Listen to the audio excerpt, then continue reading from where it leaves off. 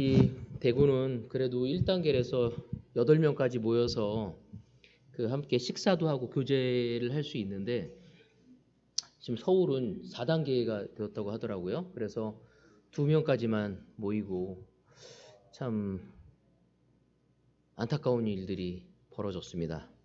그래서 사실은 지금 대구는 그래도 좀 더 초창기 우리 작년에 우리 코로나가 굉장히 확진돼 가지고 퍼질 때와는 달리 안정 궤도에 들어가서 너무 좋은 것 같은데 오늘은 그래도 좀 숫자가 좀 나온 것 같아요. 23명 정도 나온 걸로 오늘 봤는데 그럼에도 불구하고 지금까지 믿음을 지키며 제자 삶을 살아온 모든 형제 자매들에게 너무나 격려의 말씀을 좀 드리고 싶습니다.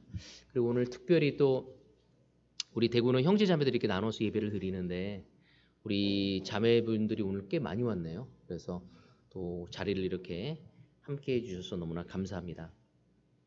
오늘 우리 이재호 형제가 나눠준 성찬 너무 개인적으로 감사하고 정말 예수님의 그 사랑을 생각했었을 때 참 우리는 어떠한 변명도 될 수 없는 것 같아요. 그렇지만 그분이 우리가 어떻게 무엇인가를 잘해서 우리를 선택해 주신 것이 아니라 끊임없이 예수님의 제자로서 그 사랑을 배워갈 때 많은 축복과 은혜를 허락하시고 또 그 배움의 은혜를 주셨다는 것이 얼마나 기쁨인지 모르겠어요. 이재호 형제가 사랑이 부족하다고 주변 분들한테 도전도 받고 또 자신도 자신의 죄를 더 깊게 사랑하지 못하는 것을 찔려하고 있는 그 자체가 너무 아름답지 않습니까? 많은 사람들은 그런 이야기를 들었을 때 결코 자신의 태도와 마음을 바꾸기보다는 그냥 자기 사랑에 익숙한 사람을 만나려고 하지 그런 자기의 사랑이 부족함을 보고 찔려하고 도전을 받고 정말 이렇게 바뀌려고 하고 고백을 하는 사람은 사실은 흔치 않습니다. 바로 저는 그것이 거룩이라고 생각되어집니다. 이 세상과는 다르게 살아가고자 하는 삶, 바로 거룩한 삶이 모든 부분에 있어서 완전 무결한 삶이 아니라 바로 예수님을 따라가는 사람은 다르게 이 세상과는 다른 가치와 다른 삶의 태도를 지니는 그 모습이 바로 진정한 거룩이라는 생각이 듭니다. 오늘 특별히 거룩한 모습으로 우리에게 말씀을 전해준 우리 성찬 메시지를 전해준 우리 이재호 형제에게 우리 감사의 박수 한번 줍시다. 아멘. 멋씀. 너무 감사하고 그리고 오늘 태화 형제 봐서 너무 좋네요. 아유, 허리가 아파서 사실은 지금 계속 이제 누워 있는데 지금도 앉지 못하고 서서 정말 이렇게 예배를 드리고자 이곳에 온 모습을 보니 제가 너무 더 힘이 나고 더 열정적으로 말씀을 전해야겠다는 생각을 하게 됩니다. 너무 환영하고 너무 보고 싶었습니다. 오늘 말씀은요. 우리를 진정 행복하게 해주는 것이 무엇인가라는 저번 주에 설교에 이어서 제가 말이 많았는지 한 포인트밖에 못해서요. 오늘 첫 번째 포인트를 하고 이제 두 번째 포인트와 보너스 포인트, 오늘 보너스 포인트까지 갈 수 있는지 모르겠습니다. 그래서 오늘 말씀을 나누도록 하겠습니다. 첫 번째는 하나님이 우리에게 친구시라는 거에 대해서 얘기했습니다. 우리가 진정한 행복을 가져가기 위해서 누군가 나를 사랑하고 있고 내가 누군가를 사랑할 수 있는 삶이야말로 너무나 아름답고 귀하고 그것이야말로 우리의 삶의 가장 큰 행복과 정말 이렇게 즐거움을 준다는 이야기를 나눴습니다. 특별히 아브라함의 그 모습을 통해서 저는 특별히 아브라함이 처음 선택되어서 정말 이렇게 가나안 땅으로 떠나는 그 모습이 제가 항상 힘이 빠졌었을 때나 뭔가를 새로운 거를 하려고 할 때 늘 보는 말씀입니다. 왜냐하면 하나님은 75세의 그 아브라함을 어쩌면 그 시대의 루저라고 얘기할 수 있는 아이도 없었고 많은 사람에게 정말 이렇게 존경을 받을 수 어려운 그였지만 하나님이 그를 통해서 얼마나 놀라운 믿음의 조상으로 세우기까지 그와 함께 하셨는지를 보면서 저에게 너무나 큰 위로와 격려가 되어집니다. 하반기를 시작하면서 어쩌면 상반기 때 내가 제대로 이루지 못한 모습을 통해서 낙담되어질 수 있고 나는 왜 이렇게 이 모양이지라고 생각할 수 있지만 하나님이 아브라함을 사랑하듯이 우리를 사랑하고 하나님이 아브라함의 그 약속을 주신 것처럼 우리에게도 그 약속이 아직까지 유효하다는 것을 우리가 알고 오늘 이 말씀을 통해서 격려와 위로를 받기를 바라고 싶습니다. 오늘 저희 포인트 첫 번째는 하나님은 나를 많이 사랑하신다입니다. 여러분 이런 얘기를 들으면 어떻습니까? 하나님이 세일을 많이 사랑하신다. 마음이 어떠세요? 네, 하나님이 정말 제호를 많이 사랑하십니다. 누군가 나를 많이 사랑한다는 이야기를 들었을 때 우리 너무나 큰 기쁨과 또 이렇게 절로 미소를 짓게 되어집니다. 여러분의 자녀들이 가서 정말 그 아이들한테 아빠 사랑하니? 또 엄마 사랑하니? 할 때 애들이 막 조그만 손을 막 이렇게 넓게 하면서 이만큼 사랑한다고 얘기했었을 때 너무 행복하지 않습니까? 여러분 우리는 누구에게 사랑을 받았을 때 너무나 기뻐집니다. 그것은 우리가 이 세상에 태어났었을 때 사랑받아야 할 존재라는 것이죠. 하지만 이 세상은 우리가 사랑받고 있다는 것을 잊어버리게 합니다. 우리가 얼마만큼 사랑받기에 합당한 사람인지를 잊어버리게 하고 다른 사람에게 끊임없이 우리를 증명해 보이려다가 사실 지치고 외롭게 우리는 삶을 마감하는 사람들을 여러 보게 됩니다. 하나님은 아브라함을 포기하지 않고 설득하면서 인도하는 모습을 계속 봅니다.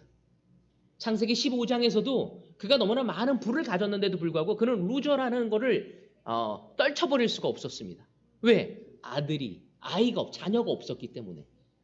그래서 그 많은 재산을 주신 것에 대해서 또 신실하지 못했는데도 불구하고 하나님이 많은 부를 줬는데도 불구하고 그는 감사하고 찬양하기보다 하나님께 왜 아이를 주지 않냐고 하나님의 약속에 대해서 의심하려고 할 때 다시 한번 하나님은 그에게 설득하며 그가 믿음의 조상으로서 놀랍게 하나님이 세우실 것을 다시 한번 이야기하고 그의 마음을 설득하며 인도하고 계십니다. 어쩌면 오늘 이 시간 우리가 이 자리에 앉아 있으면서 정말 우리가 하나님에게 사랑받는 대상이라는 것을 잃어버릴 수 있다는 것입니다.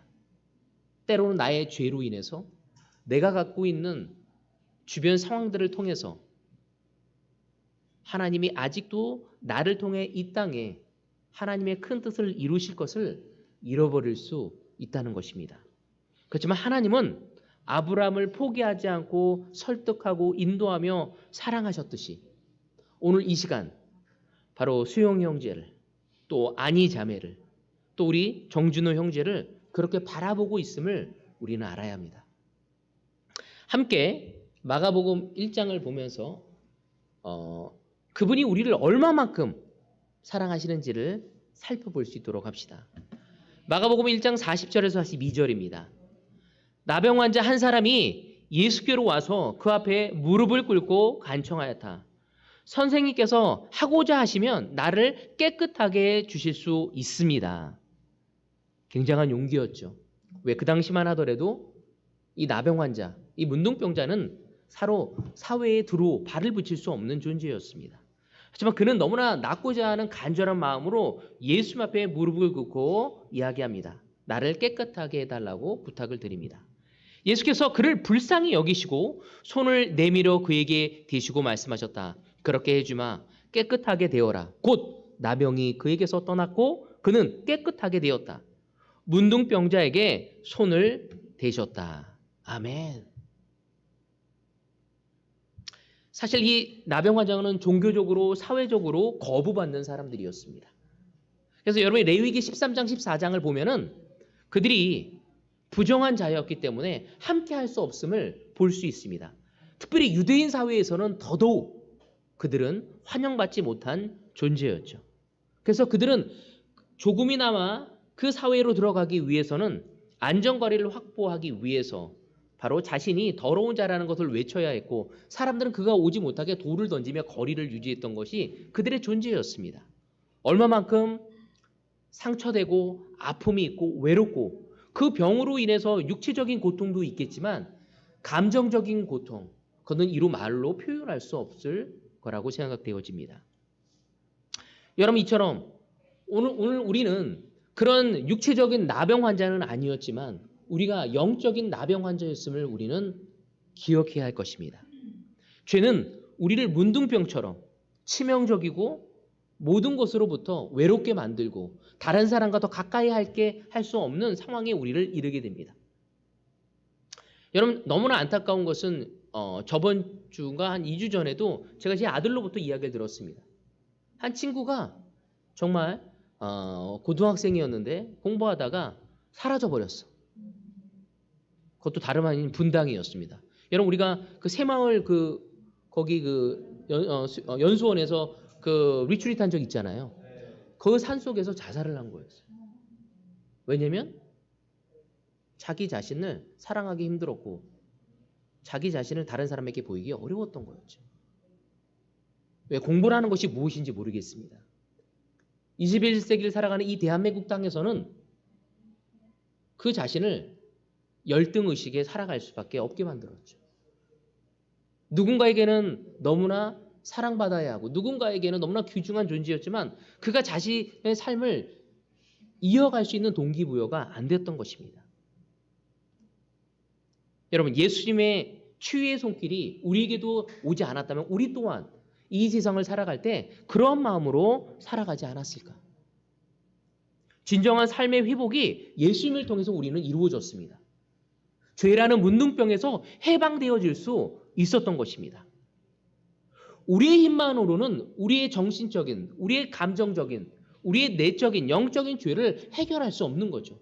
이 세상 수많은 사람이 해결하다가 오히려 더 어려움에 빠지고 더 수렁에 빠지는 모습을 많이 보게 됩니다.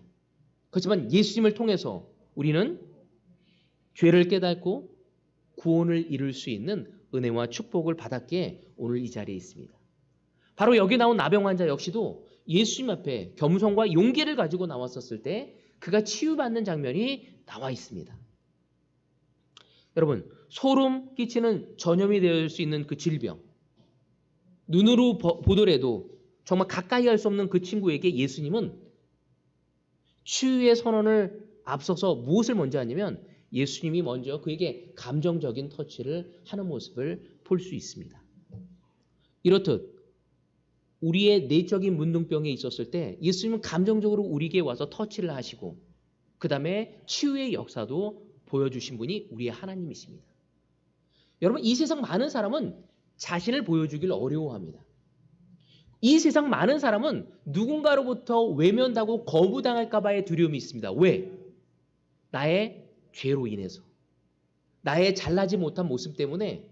그래서 아이들은 부모로부터 거부당할까 봐에 대한 두려움을 갖고 있다고 합니다.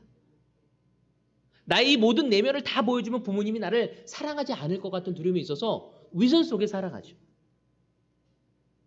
여러분 심지어 아내들도 남편들도 이 부부관계 속에서 거부당할 거에 대한 두려움이 있다고 합니다.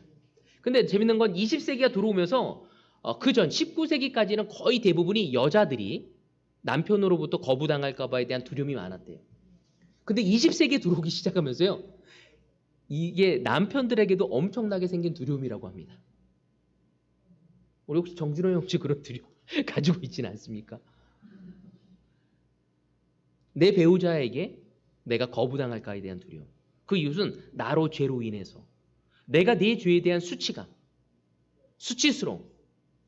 바로 예수님의 손길만이 우리를 치유할 수 있고 우리를 변화할 수 있고 우리에게 새로운 존재로 일으켜 세울 수 있는 그 은혜를 그분은 기꺼이 우리를 위해 다가오셔서 해주셨다는 것입니다.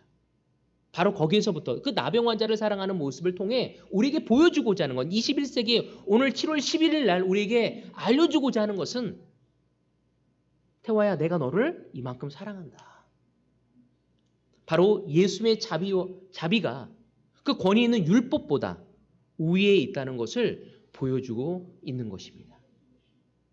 그 당시 율법으로는 그들과 함께 할 수 없는 것이었죠. 그들과 그들을 만져서도 안 되는 거였죠. 하지만 예수님의 자비와 사랑은 그 당시의 사회적인 권위보다 훨씬 더 율법보다 앞서져 보여지는 모습은 우리에게 큰 위로가 되어집니다. 요한복음 8장도 같이 보도록 하겠습니다. 요한복음 8장 1절에서 11절. 너무 길어서 보지 않도록 하겠습니다. 나중에 한번 1절에서 11절 한번 다 읽어보면 아시겠지만은 다음 장 그 내용이 어떤 내용이냐면 간음하다가 잡혀온 여자에 대한 이야기를 하고 있습니다. 여러분 한번 생각해보세요. 간음하다가 했다고 낙인이 찍혀서 다른 사람에게 지탄을 받는 것도 어려운데 간음을 하고 있는 도중에 잡혀온 거죠. 여러분 어떻겠습니까? 마음이. 그것도 남자가 아닌 여자가 잡혀온 거예요. 얼마나 수치스럽겠습니까? 얼마나 부끄럽고 얼마나 두려웠겠습니까? 하지만 예수님은 그녀를 용서하는 장면이 이 요한복음 8장 1절에서 11절의 내용을 보면 너무나 감동이 되어집니다. 여러분 요즘 시대는 모든 사람들이 그 당시의 사람들은 나와 그 사람의 관계를 나와 너의 관계로 보지 않았다는 거였죠.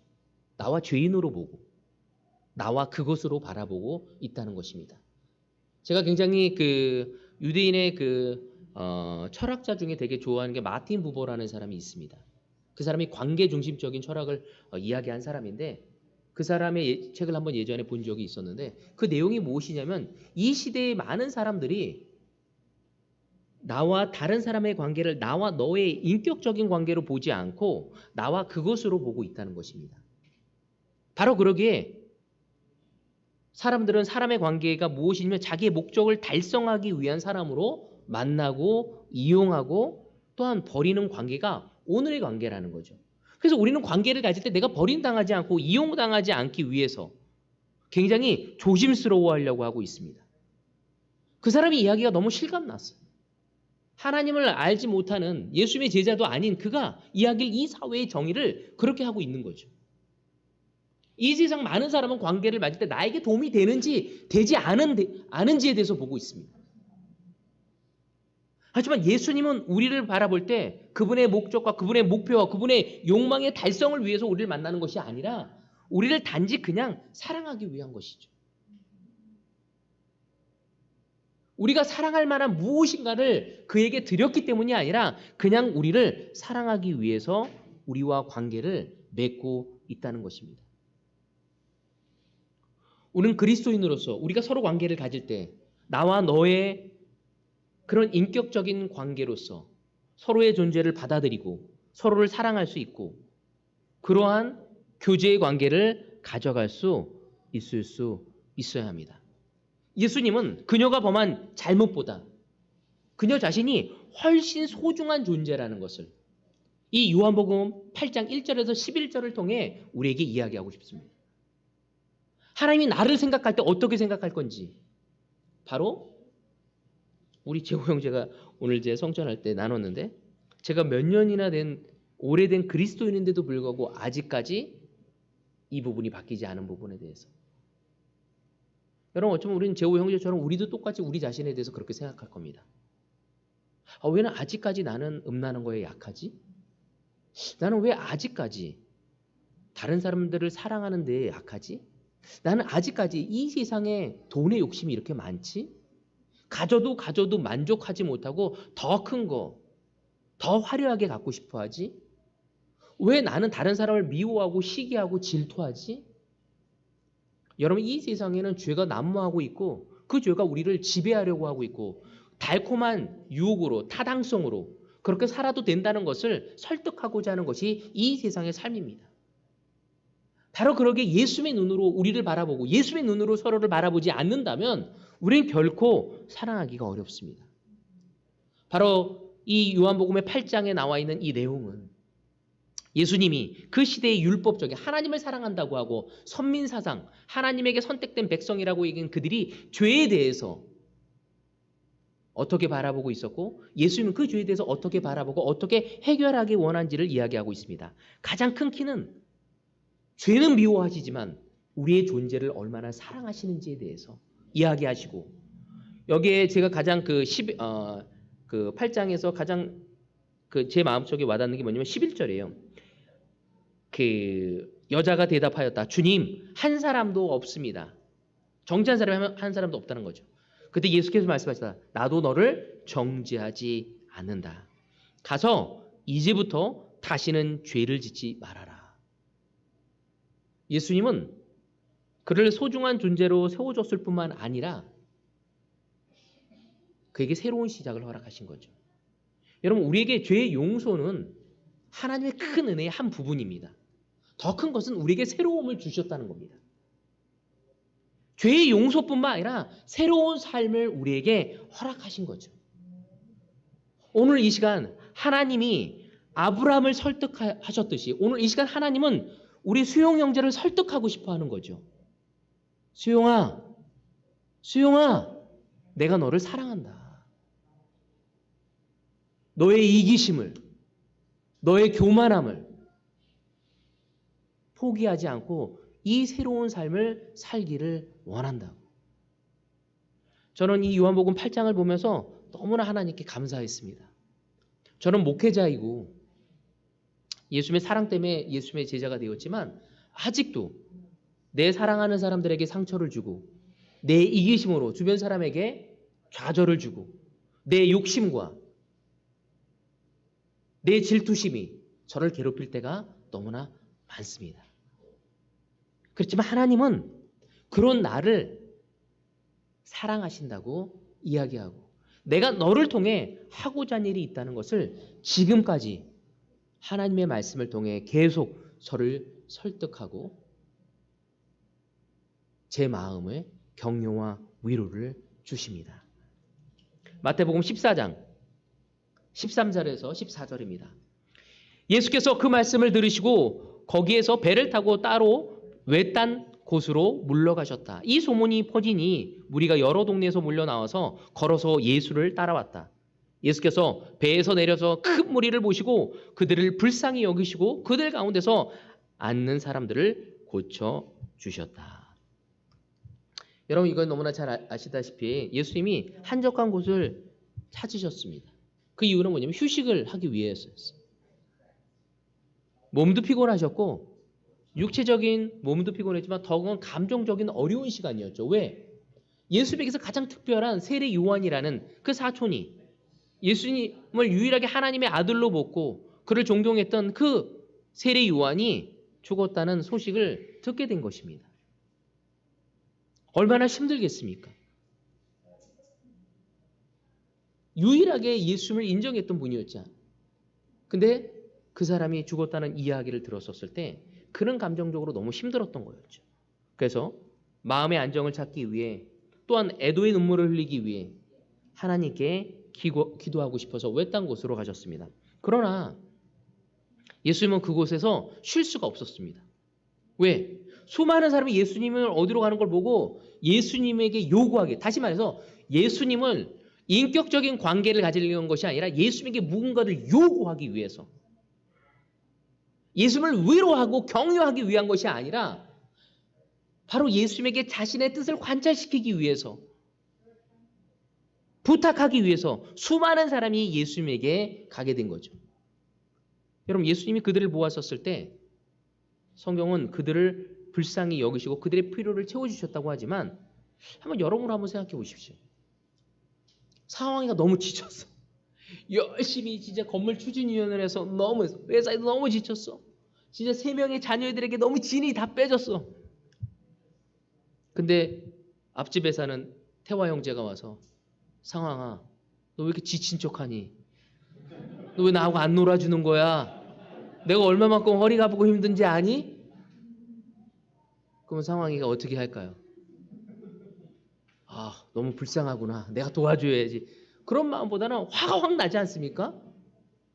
제자 맞아? 하면서 우리는 불쾌감을 갖고 나는 쉴 수 있는 자유도 없어? 왜 이렇게 나한테 성가시게 하는 거야? 우리는 심지어 우리 자녀들도 우리에게 다가왔을 때 그러지 않습니까? 지쳐 죽겠는데 막 말해서 엄마 아빠 야야 더 저러.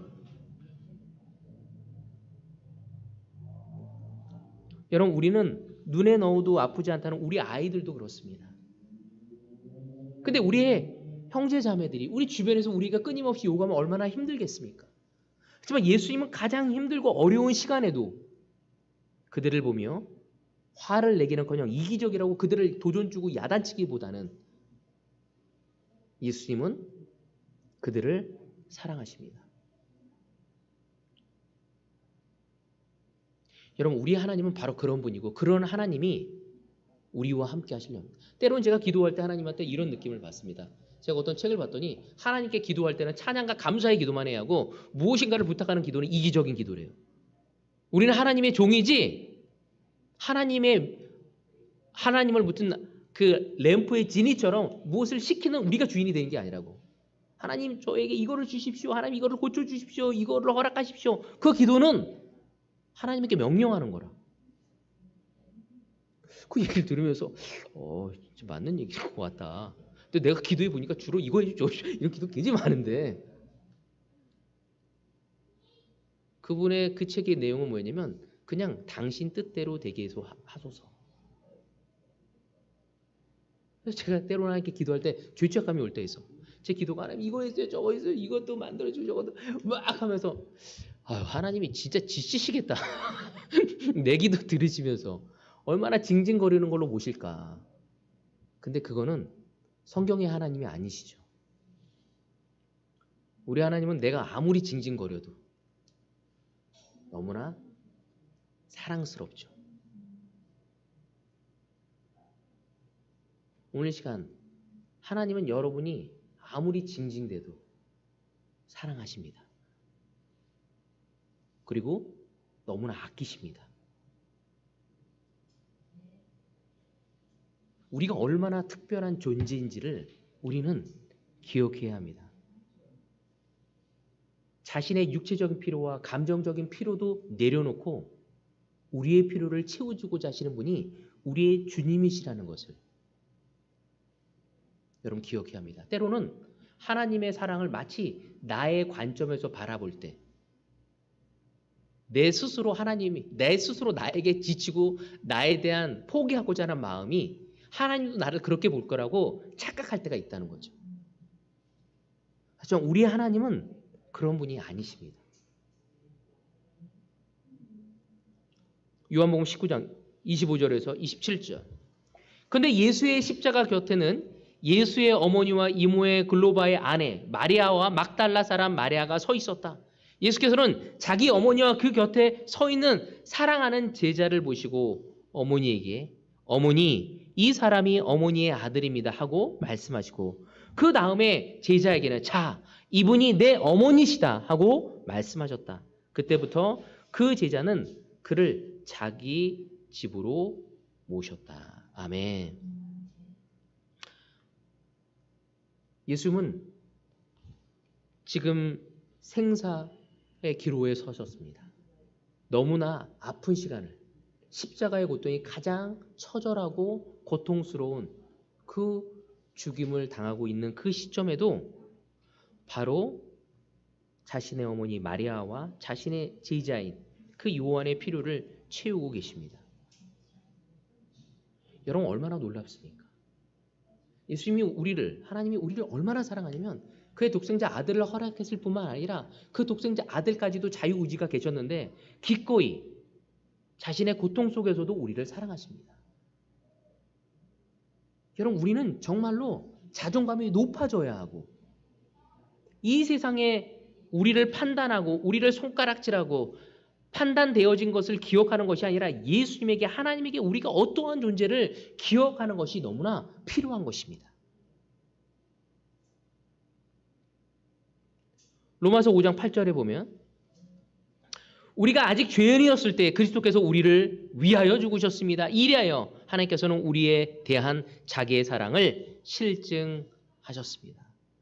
그분이 우리에 대한 사랑 증명해 보인 것이 무엇인지 바로 십자가라고 얘기할 수 있습니다. 우리가 이것을 이해할 때 진정으로 우리의 삶은 기뻐질 수 있고 감사할 수 있고 자신감을 가질 수 있게 되는 거죠. 그리고 죄와 싸울 수 있는 믿음이 생깁니다. 왜? 죄는 끊임없이 우리를 무너뜨리거든요. 오늘 결정해도 1시간 뒤에 무너질 수도 있는 게 우리랍니다. 그렇지만 그 사랑을 받는 존재라면 우린 다시 오뚜기처럼 일어날 수 있을 것입니다. 바로 이것을 빼앗아갈 사람은 아무도 없습니다. 하나님은 우리가 어떤 상태인지를 관계없이 깊게 사랑하십니다. 우리는 무엇을 하였기에, 우리가 무엇을 했기에, 무엇을 증명해 보였기에 우리를 사랑해 주시는 것이 아니라 그냥 사랑하죠. 근데 우리는 때로는 착각하죠. 하나님 안에서. 제가 교회에 열심히 나와야 하고요. 성경 열심히 봐야 하고요. 사람들 초대해야 하고요. 죄를 짓지 말아야 하고 그래야지 사랑받을 거라고 생각합니다. 아니요. 그런 거 상관없이 사랑하십니다. 여러분 예배 중에 줘라도 사랑하십니다. 여러분 여러분의 배우자에게 화를 내고 여러분의 죄에 넘어지더라도 하나님은 우리를 사랑하십니다. 그 사랑 때문에 우리는 죄와 싸우려고 하는 거죠. 사랑받기 위해서 우리는 죄와 싸우는 것이 아니라는 겁니다. 이미 사랑을 너무 많이 받았기에 감사해서 그 죄와 싸우고자 하는 게 그분을 사랑하기에 죄와 싸우고자 하는 게 우리라는 거죠. 여러분 무엇을 하였기에 사랑을 받는다면 그건 이 세상의 사랑이고 이 세상의 원칙입니다. 무엇을 하였기에 우리가 이 자리에 있다면 이건 그것은 하나님의 은혜가 아닙니다. 무엇을 내가 해야지만이 사랑받을 수 있고 무엇을 해야지만이 구원에 이르렀다면 그건 주님의 은혜가 아니죠.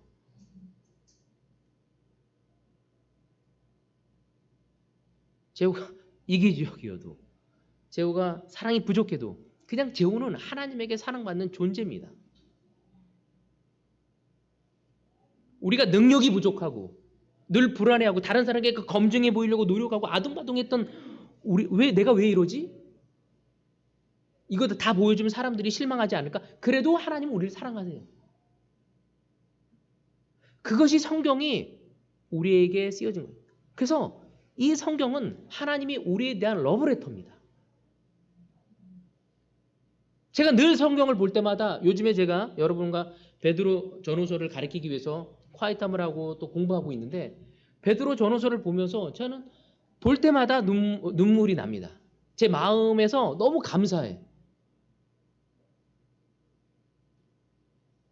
여러분 오늘 시간 우리는 정말로 하나님으로부터 아주 특별한 존재라는 것입니다.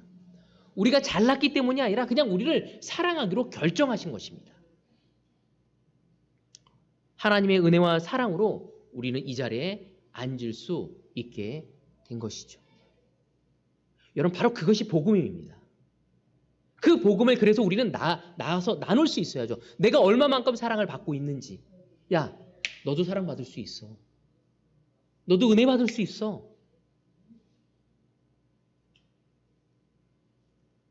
보너스 포인트 드디어 하게 됐네요.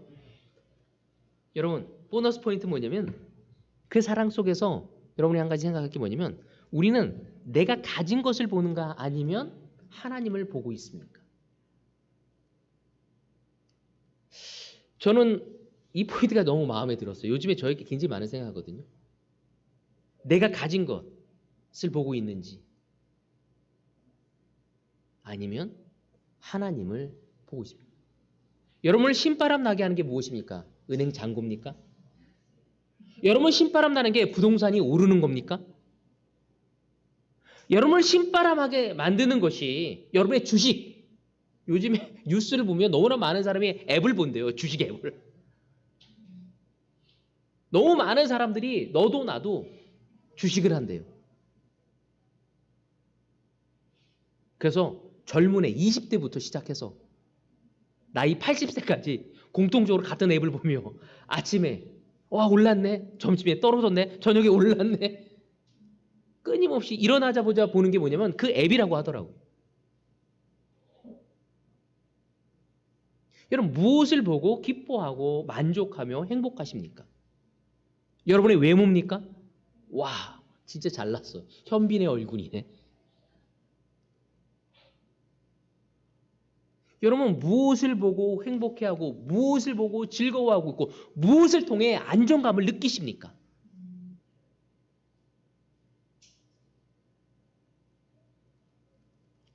우리 함께 마태복음 14장 15절에서 21절은 제가 읽도록 하겠습니다.